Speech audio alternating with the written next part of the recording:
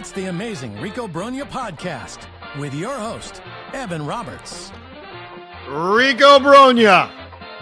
The New York Mets suffer just an excruciatingly awful loss to the Milwaukee Brewers. What are we up to now? 5 in a row. What are we up to now? 9 out of 10? I mean, you talk about flushing that 7-game winning streak straight down the toilet. The New York Mets have done that. Before we get started, before we break down here on episode 528, a new creative way to get punched in the balls, the Mets losing to the Brewers, let us all tip our hat to Pete Hoffman. Because as the Mets were losing this game, sometimes we communicate with each other. We're like, you know what? This would be a good Rico. And so he'll say to me, hey, you up for a Rico? And sometimes I don't respond because I'm on DVR. Or sometimes I'm like, can't do it tonight. And sometimes I text off and say, Rico? And like 98% of the time, Hoff's like, I'm good to go. Tonight, Pete Hoffman said, can't do it tonight. Gonna go to a gentleman's club. And my response was, good for you. I mean, have a great time.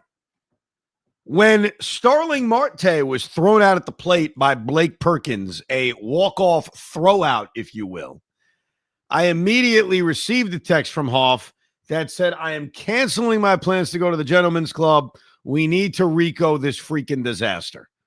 So from Buffalo, New York, on business, Pete Hoffman, I applaud you.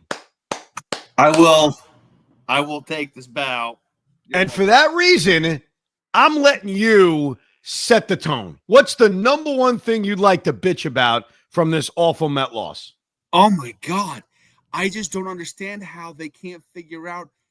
First of all, why is Starling Marte in the game on base? Like, pinch run for him. Hello, this is where Luis Angel Acuna would have been freaking perfect. But why can't they get this right? How come they can't figure out when to send runners and when not to send runners? Starling Marte is not that guy anymore. He's just not. So I'm going to agree with one part, and I'm going to disagree with another part. They absolutely did the right send. I mean, when Jeff McNeil dunks that ball in a center field, it was always going to take a perfect throw by Blake Perkins to throw him out. And so as much as we killed Sarbaugh for the non-send from early in the Cleveland series, and it was a bad non-send, this one to me was a no doubt about it. Like, you needed the Brewers, and a credit to the Brewers, they are a first-place team for a reason. You needed perfect execution. And Blake Perkins executed with a perfect throw. I mean, that is one of those scenarios, I hate to do it, where I tip my hat. I think your point specifically about, hey, you've got Tyrone Taylor on your bench. Tyrone Taylor is certainly not there to hit because God knows he can't hit. He's not in all likelihood coming in for defense at any point because Cedric Mullins is a really good defender in center. I'm going to rip him in a second because he sucks. But at least defensively, he's fine. So Tyrone Taylor's not coming in for defense. So if he's not coming in for defense, why is he here, right? Fair question. I would say it's to pinch run. Now, at this point in his career, is Starling Marte a negative on the base paths? I wouldn't say he's a negative, but he's not nearly as fast as he used to be. I'd have to go to Baseball Savant and check out sprint speed to see if Marte is slower than Tyrone Taylor. But I would agree that off the top, like, yeah, it's probably an upgrade. Maybe not the biggest upgrade in the world, but a slight upgrade. This, to me, isn't even about that decision. It's not even about the send. Like, that's just, you know what the end of this game was, ladies and gentlemen? The end of this game was when you don't score runs, when your offense is terrible, and it's been terrible. You can argue with me all day. The numbers are the numbers. This has not been a good offense all season long. When you leave so little margin for error, things like that happen. That's the problem. And it goes back to everything from this game. Like, yeah, Kodai Senga couldn't field a simple Baltimore chop in front of him, and it was a bad play. Should that derail the entire game? No, it only derails the entire game when, yeah, you make it worse by giving up a 2-run home run. But no, it goes back to the beginning. It derails the entire game when your offense scores 2 runs in the first inning and can't do anything after that. That's where it's a problem. And that's where the offense continues to be, it's not even close, the far and away number one issue on this team. By the way, I am looking up the sprint speed of Marte and Tyrone Taylor. So I've got Starling Marte in the 28th percentile on running, which is not good. I'm actually surprised it's as bad as that. So I got, remember that right now, Hoff, 28%. Okay, 28. All right. By the way, Tyrone Taylor is going to be a lot better. This is going to actually be a very good, oh my God, bro. Tyrone Taylor's in the 95th percentile. You're right over there. Did you just throw something? I threw my hat. Okay. Yeah, whoever knew sprint speed would get to one that badly. That's far worse than I thought. I apologize. Dude, it's a huge spot in the game. You're tying the game. I understand Starling Marte's bat is something, but he is not who he once was. No. I apologize. Like, watching Marte every day, I have not felt he's slow by any stretch. Like, I haven't felt that way. This is one of those examples where my eyes did not back up, I guess, the reality of it. Because, like, yeah, I thought Taylor for Marte makes sense. Like, I agree with you when you said it. I didn't think it was as egregious as this looking at their sprint speed. I'm very, it's bad. I mean, that's bad. And it makes a difference because it took a perfect throw to throw the guy out. So if it's Tyrone Taylor, assuming he gets the same kind of jump, I mean, he's safe and the game is tied. But let me go back to the original point. Fine. All right. We can all agree. Why is Tyrone Taylor here if you're not using him as a pinch runner? I even said that to you a few Ricos ago. Like, he's the new Acuna. He may not be as fast as Acuna, but you should use him as a pinch runner because he's useless otherwise. He can't hit. And while he's a good defender, who's he replacing defensively? I mean, unless you want to take Brandon Nimmo out for defense, God knows you're not taking Juan Solo out for defense. So he's literally here for his speed. And based on Baseball Savant's sprint speed analysis, this was, you're right, an egregious decision by manager Carlos Mendoza. But again, this goes back. When you don't score runs, you have no margin for error. And you leave yourself in a spot where a bang-bang play like that can cost you the game. I mean, think about what this team did offensively. Like, just think about it for a second. Juan Solo does what he does best. Great. It's a leadoff home run. One-out home run in the first inning. I'm not complaining about the home run. It gave them a 1-0 lead. I like it. Not all Solo home runs are created equal. First inning home run sets the tone for the game. At least you would hope. So I ain't throwing it back, but sure, great. Solo home run off a very tough Brandon Woodruff. Starling Marte hits the bomb of a home run first pitch in the second inning. Great. I mean, no complaints about home runs off a good pitcher. But after that, they do nothing. They get one good opportunity against Woodruff in the fourth inning when McNeil singled after the leadoff walk to Brandon Nimmo, and Francisco Alvarez bounces into a double play. We did a Rico episode 527. Actually recorded 2 Ricos in one day because we're that freaking crazy. And we talked about the lack of offense from catcher. It has been a black hole. I figured it would be better this year. We all figured it would be better this year. You expect Luis Torrens not to hit? Dude, Francisco Alvarez has 4 home runs and 15 RBIs. And I know he missed time, and he was in the minor leagues, and he missed the first month and a half. It's pathetic offense. So he came up in a big spot, and he bounces into a double play. And after that, Brandon Woodruff made it look easy with his 90-mile-an-hour fastballs attacking the zone. Made it look easy. Truth was, he could have stayed in longer. He only had thrown 85 pitches through 7 innings? And even against Abner Uribe, they do nothing. They put no rallies together throughout this game. So as they're getting big inning, it's not like they're missing out on golden opportunities. That's not what's happening. They're not even putting rallies together. It's the typical LD offense, as I like to say. And we can sit here every day, whether it's on the Rico or it's on the Fan or in your text chat, and say they're better than this. I used to say that. I used to come on the Rico and say they're better than this. I'm so sick and tired of saying it. We're 116 games into the season. David Stearns said it before the game. I like David Stearns. I thought he had a great trade deadline. I trust David Stearns. You can say over and over again, we're better than this. Until there's results, it's just words.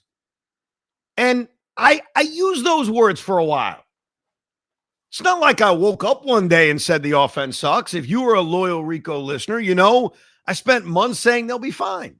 They'll hit. This is a big-time offense. Well, when the hell is that going to happen? And so everything about this game all comes back to the same issue. They scored 2 runs. They had 5 hits. 2 of them came with the last 2 batters of the game. They don't hit. They don't hit at all. And it's a top-to-bottom issue. Francisco Lindor took an offer with mostly lifeless at-bats till he drew a walk in the 8th inning. Juan Solo hit a home run. That's great. What did he do after that? He saw 5 pitches after that. He comes up in a big spot in the 8th inning after the Lindor walk. Another chance where I'm a sucker. Oh, this could be Juan Soto's moment. Swings at the first pitch, grounds out to second base. So, yes, I'm happy he's hit 27 home runs. I'm glad his solo home run gave him a lead, but there's a reason why he's now Juan Solo. That's all he does. And yeah, I guess I have to repeat this for those that are just tuning in or they don't listen to the Rico that often. I think he'll eventually be fine. I think he'll get clutch hits. I don't think this is going to go down as the worst contract of all time. But in the moment, and that's where we're living, he has continued to be a disappointment. But it's not just him. I mean, what the hell happened to Brandon Nimmo? Are we going to live with another Brandon Nimmo second half swoon like last year? Is that what we're going to see? The bottom of the order did nothing. Let me get to Cedric Mullins. Look, I don't want to be right about things. I don't want to be right that the Mets are not going to see first place again. I don't want to be right about that. As I said with Beningo back in the day, long time ago in the middays, I'd rather be wrong and happy than right and miserable. And right now, we're all miserable watching this. But I'll tell you this. Cedric Mullins as an upgrade in center field, what the hell has he done? What has he done? He is 1 for 17 since becoming a New York Met. And I hoped, hey, you put him in a pennant race. You move him up the standings a little bit. We saw the guy was an all-star 4 years ago. He's capable of it. He's capable of having a big second half. He's capable of a few good weeks. We are waiting. 1 for 17. They got nothing from the bottom of the order. So we can kill the Fab Four or the Freaky Four or the Flushing Four or the Crappy Four, whatever you want to call them right now. We can kill them all day. They didn't do much either. But the bottom of the order did nothing. It was really Jeff McNeil and Starling Marte. I mean, hey, those 2 guys are the only exonerated guys. And Brandon Woodruff is good. I know. Abner Uribe had a great year. I get it. But it happens every night. This was Tuesday's game all over again against the Guardians. It's the same thing. Let's get a run in the first. Let's get a run in the second. Let's have some crazy inning screw us, which is pretty much what happened in that game. And then a cheap run is how you lose. And that's why you go to the 5th inning, the disastrous inning, and it was ugly and it was bad. And I'm about to get into it. Don't worry. But an inning like that, as bad as it is, doesn't have to cost you the game. Because everything after that inning from this bullpen was marvelous. So after Senga and Rayleigh's one mistake derails it and makes it 3-2, Ryan Stanek did a good job. Even Brooks Raley did a good job after the hit batsman. Gregory Soto worked his way in and out of trouble. Tyler Rogers worked his way in and out of trouble. Like, the bullpen kept them in the game. Pete Alonso's making scoops over at first base. Like, there are those good things that happened that allowed you to overcome the bad. But your offense is such garbage right now, they couldn't do it. All right, let's get to the 5th inning. Kodai Senga. I'm not worried about Kodai Senga. Am I disappointed that he couldn't get through the 5th inning? Of course. Am I disappointed that he can't field a simple comebacker Baltimore chop off the bat of Blake Perkins in which he would have been out by a few steps? Of course I'm disappointed. He doesn't have to then give up a 2-run bomb to Bryce Terang. Doesn't have to do it. He doesn't have to walk the 9th place hitter with 1 out. And Francisco Alvarez doesn't have to commit catcher's interference on a play that was going to be the 2nd out of the inning. But to be fair, and I'm trying to be long-term with him, you can see in the first 4 innings of this game how sharp Kodai Senga can be. And it sucks that the Mets have this curse that even when they get what appears to be a good start, whether it was Sean Manaea or in this case Kodai Senga, something derails it. And in this case, it was Senga derailing it. You know, the Alvarez play, the catcher's interference stinks, and that was horrible after Senga got the big ground out against Frelick. But there were things Kodai did that contributed to the blow-up. The error is on Senga. The home run is on Senga. Walking Joey Ortiz is on Senga. Walking William Contreras after the catcher's interference is on Senga. He put the bullpen in a tough spot. Was he helped out by Alvarez? Absolutely not. But I look at that inning. I look at what Senga did over the first 4. I look at his track record. I'm not worried about him. It goes back to something I've said a lot recently. Even though they're on this streak where the starters don't go deep into games, I'm not even overly worried about it. They've had a lot of off days in which they've been able to work around it. So even in a game like this, where they use Raley, Stanek, Soto, and Rogers, they play Saturday, they play Sunday. They're off Monday. Will this become a bigger issue next week when they begin the stretch of 16 straight days? Yeah, then it's going to be a challenge. And I fully expect that the kids are going to be up here. I expect Sproat will be up here. I expect that McLean will be up here at some point. So there will be reinforcements coming, I think, for that stretch of games. But the lack of length from their starters, it's not why they lost this game. Their bullpen is so deep, they're overcoming that. Their bullpen's been great. Like what David Stearns did at the trade deadline continues to look awesome. He goes out and he answers this bullpen. Even Stanek had a bounce back outing.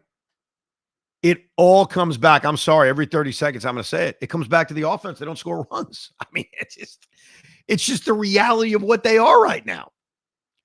But Senga's 5th inning was shaky. It was disappointing. And then what made matters worse is Brooks Raley has been so good. I mean, what an addition he has been. I always hate saying that a guy coming off the injured list is like a trade acquisition. In this case, it really was because he wasn't on the team to start the year. They signed him as he was recovering. He was doing bullpens for everybody, right? He was doing throwing sessions. Stearns brings him in, and Brooks Raley's been great. He made one tiny effing mistake. He comes into a bases loaded 1-out jam, not his fault. He's ahead of Collins 0-2, and he just hit him. And it sucks, and it happens. And I knew it. I had this sick feeling in my stomach when Collins was hitting, gave the Brewers the 3-2 lead. I had this sick feeling that that's the game. That's going to be the difference in the game. And even though Raley did a great job striking out Yelich and got Andrew Vaughn a ground out, and like I said, the rest of the bullpen did awesome. I mean, the bullpen went 3 2/3 scoreless innings, 2 hits. Bullpen was amazing. Bullpen continues to be amazing. You just had a sick feeling that run was going to be the difference because that's what they are right now. That's what their offense has been. Let me read some of your emails. I always love the angry emails when the team loses a brutal game and we give you an instant reaction. Fred writes, I have more nicknames for Juan Solo. Okay. Juan Soso. I've heard that. I think Frank the Tank has used that. And Juan 4-3 for the scorers in the audience. Yes. Yeah, no, I mean, the 4-3 is like, I mean, that is a sponsorship deal for Juan Soto. 8th inning, Lindor walk, meeting at the mound. Do they go to the lefty Koenig? Do they keep in or Uribe? First freaking pitch, he grounds out. First pitch. Can't make it up. Shane writes, I don't want to hear people complaining about the starting pitching. At least for the last 4 games, the worst 3 starts came from the top 3 pitchers who would have been pitching anyways. I don't care at least that Senga didn't go 5. The pitching staff gave up 3 runs going into the 8th inning, and you have 2 runs and let a guy off injury go 7 easy innings. I'm a little confused, but I think I get the overall point. You can't necessarily blame the pitching when ultimately you're not giving up a lot of runs.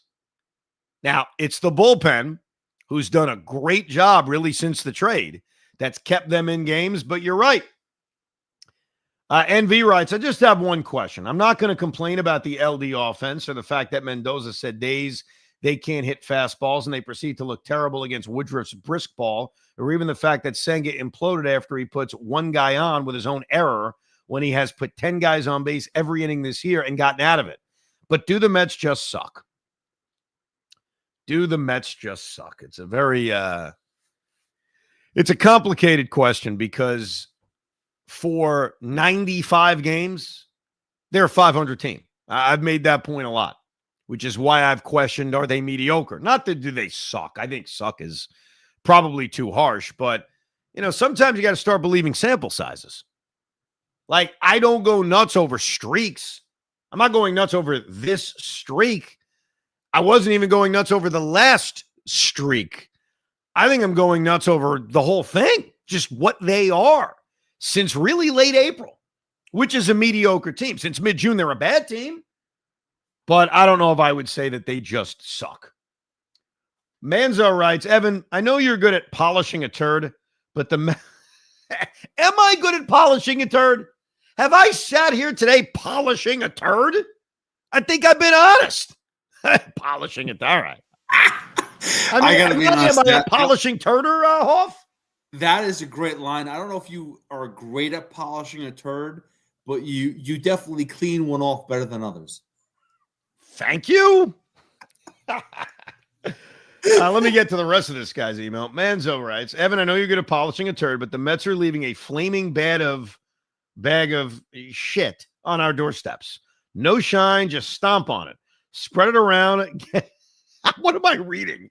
Get it all over our shoes, and let's talk about how awful it is. There's no LD offense because Lorena Bobbitt is now on deck. There was a lot of innuendo there. A lot of innuendo. She's the one that chopped off someone's what? John Wayne Bobbitt, yes. There you go. Yeah, I got the reference. I'm letting it go. Like if people in the audience get it, great. Hopefully this is therapeutic after a brutal Met loss. Angelo writes, Evan Pete, the Met season is lying in a casket. Who's throwing the first shovel of dirt? See, I'm not going that far. I'm angry. They've been mediocre for 95 games. Well, guess what? The Reds lost again. And maybe instead of the Phillies scores as the Mets sink in the National League East, the real concern is, hey, can they hold on for a playoff spot? Mark wants to add to the pinch running debate. Are you kidding me? I'm screaming at the TV for Tyrone. I'm in football mode. Tyrone Taylor to pinch run. Worst decision ever by Mendoza. I'll tell you, man, it looks bad when you look at that sprint speed. Will writes, unlucky hold a few nights, now a bad send tonight. Marte with 2 hits was good to see, but why wasn't Taylor in there to run? We are effed. I can't call that a bad send. I'm sorry. That one I'll fight. Bad send? I mean, you got to send him. And it took a perfect throw to get him. Matty Boy writes, love the podcast. That last play was on Mendoza. Marte has a 26 percentile sprint speed and Taylor has 95% sprint speed. There you go. Matty Boy with the same research we were doing. Yes. I get that Marte hit the ball well all game and you might need him, but you have Vientos and Beatty on the bench. I'm so down on this team. P.S. Don't listen to the guy on the fan telling you to change the name. Rico is my guy. Yeah, I'm not sure how many people heard this. But I got into a fight on WFAN with a caller that demanded that we change the name of Rico Brogna. The guy called in. I put it out on social media. If you haven't seen it, I retweeted it or put the video out that Digital put out. And basically, the guy says he's a diehard Met fan and that Rico Brogna is a Philly. He was a crappy Met, and I'm a fraud Met fan for naming the podcast Rico Brogna. As you could imagine, I'm not going to get into details here. I got very upset, and we yelled at each other. And I think I called him a disgrace. He called me a disgrace. He said he'll never listen to the Rico. I banned him from listening to the Rico. So the good news is the name is safe. The bad news is the Mets can't hit. Let me get to Matty Boy's point. Yeah, we have discussed this. The Marte Tyrone Taylor decision, it's a bad one, especially when you look at the sprint speed courtesy of Baseball Savant. I admit, watching Marte all year, I didn't think he's been a hindrance on the base paths, but okay. It is not about the later innings, because when you're down a run in the ninth inning, you can't think about the later innings. You just can't. And I think a part of why Marte started this game was that he had good career numbers against Brandon Woodruff. He was 3 for 10.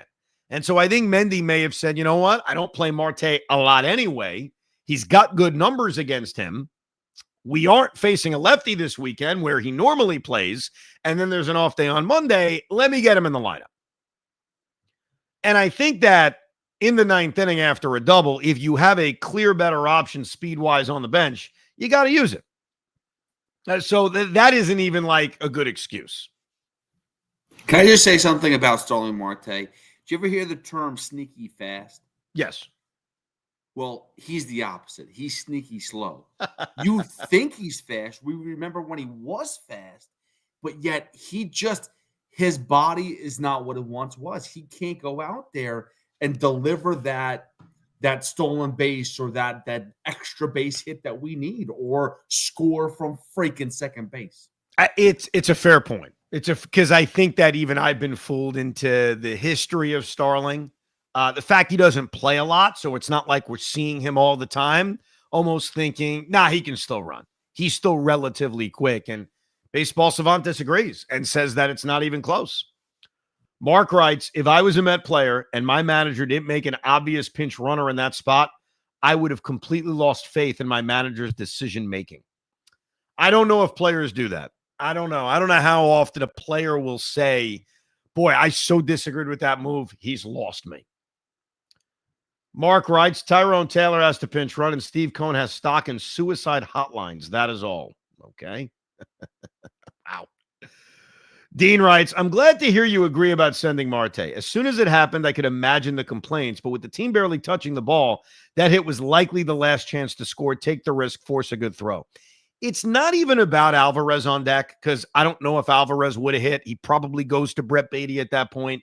It's not even about who's next, because even if this was like Lindor getting the hit and Mullins scoring, it's not about who's on deck. It's about it's going to take perfection to throw him out. And I really believe that was the case. Like, and that's where I'll defend the Mets or Sarbaugh specifically. Like, I don't think that was a bad send. And that's why it proves that Hoffman and I get along. He does a great job producing. I disagree with the headline he has for this Rico, which says Mets have no idea how to send runners home. I'm not complaining about the headline because we never tell people like the headline is something I'm saying or I believe. So I'm not telling you to change it, but I disagree with you. I don't think the send was the problem. Clearly, the problem we have discovered is that Marte shouldn't have been on the base paths. Tyrone Taylor should have been. Yes. No, that's really – I'll change the headline. We'll change it for future. It's not why are we sending Starling Marte. It's why is he running? Which was – I'll bring this all together because Hoff does a great job with WFAN Daily, where he'll talk Mets, Yankees, and everything else going on. I'll put this together a nice one firm bow, especially for the Yankee fans that are tuning in because they want to feel better about themselves. I got the greatest question. By the way, as soon as the game ended, I put a poll up. Who had a worse loss, the Mets or the Yankees? And I know that my followers are going to be biased because I assume I have more Met fan followers. 55% said the Met loss was worse. 45% said the Yankees. But I got a great one. Forget that. Which was a worse move? Not using Tyrone Taylor for Starling Marte or Aaron Boone go to Devin Williams in a tie game? Dude, it's Devin Williams. And you know what? Like, now it's inexcusable. Someone's going to get fired over that. Like, you can't put him in a tie ball game anymore. I will bring this back to the Mets. Earlier this year on the Rico Brogna, Pete Hoffman said, and I quote, I trust Devin Williams more than Edwin Diaz. That was a long time ago. Was it? It was May. That's a long time ago. In baseball terms, a long time ago. That one ages. There's a famous clip of my old partner Joe Beningo, and this is before I worked with him, where Joe said he was so high on Victor Diaz. He loved Victor Diaz, the former Met pseudo prospect, that he said, and I have the clip. I could play it. And Joe's not.